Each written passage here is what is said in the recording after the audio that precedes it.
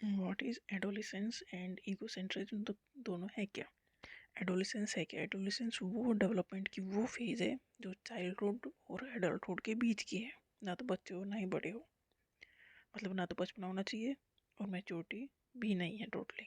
तो उसके बीच की जो स्टेज है, मतलब बच्चे से मैच्योर बनने की जो स्टेज है, वो है एडोलिसेंस।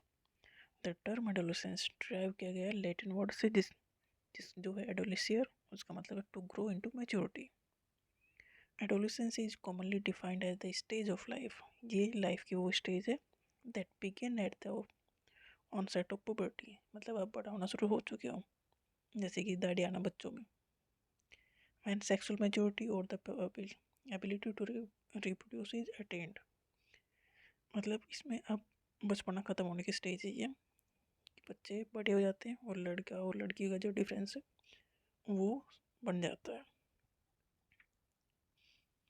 तो एडोलेसेंस वो स्टेज है जो आप मैच्योर होना शुरुआत हो जाती है।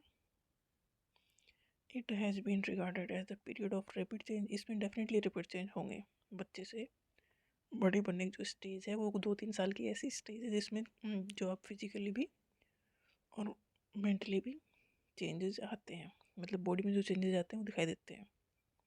सो ये एक ऐसा पीरियड है जो ऐसा एडोलेसेंस एक ऐसा पीरियड है जिसमें रैपिड चेंज होते हैं, बोथ बायोलॉजिकली एंड साइकोलॉजिकली, मतलब बॉडी में भी आपको चेंज दिखेंगे एंड साइकोलॉजिकली भी आप चेंज होंगे।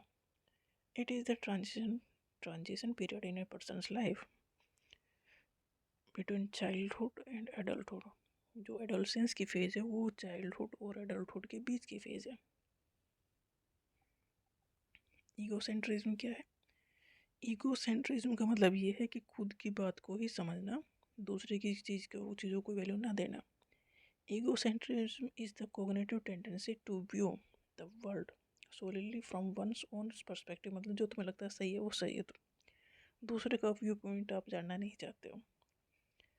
Often resulting in an inability to consider or understand the viewpoint or feeling or experience of others, मतलब दूसरे की बातों को आप नहीं समझ पाते हो, दूसरे की फीलिंग को नहीं समझ पाते हो, जो आपका अपना पर्सपेक्टिव है आपको लगता है बस वही सही है, इसे कहते हैं ईगोसेंट्रिज्म। ईगोसेंट्रिज्म इज़ अनइंटेंशनल, मतलब ये आप जानबूझ के नहीं करते हो, बस आपके माइंड सेट में फिट है। And developmentally normal in children, बच्चों में ये नॉर्मल है कि उसे लगता है कि उसकी बातें सही है। It focus on self centric thinking due to cognitive limitation, से बच्चों में ये इसलिए सही क्योंकि वो ज़्यादा सोच समझ नहीं पाते हैं, उनकी जो थिंकिंग है सेल्फ सेंटर्ड थिंकिंग होगी। तो इसका मतलब ये है कि जो वो बात कहेंगे उन्हें लगेगा बस हम ही सही कह रहे हैं। The individual focus heavily on their own thought need और इमोशन, मतलब ईगो सेंट्रिज्म का मतलब ये है कि खुद की चीज़ों पर ही लगता है, ये फोकस करते हैं कि मेरी ये इमोशंस है, मुझे गुस्सा आ रहा है या कोई चीज़ मुझे बुरी लग रही है तो वो गलत ही है, अपनी थॉट अपनी नीड्स पे ही फोकस है। इसीलिए ये बच्चों पे कॉमनली होगा ही होगा।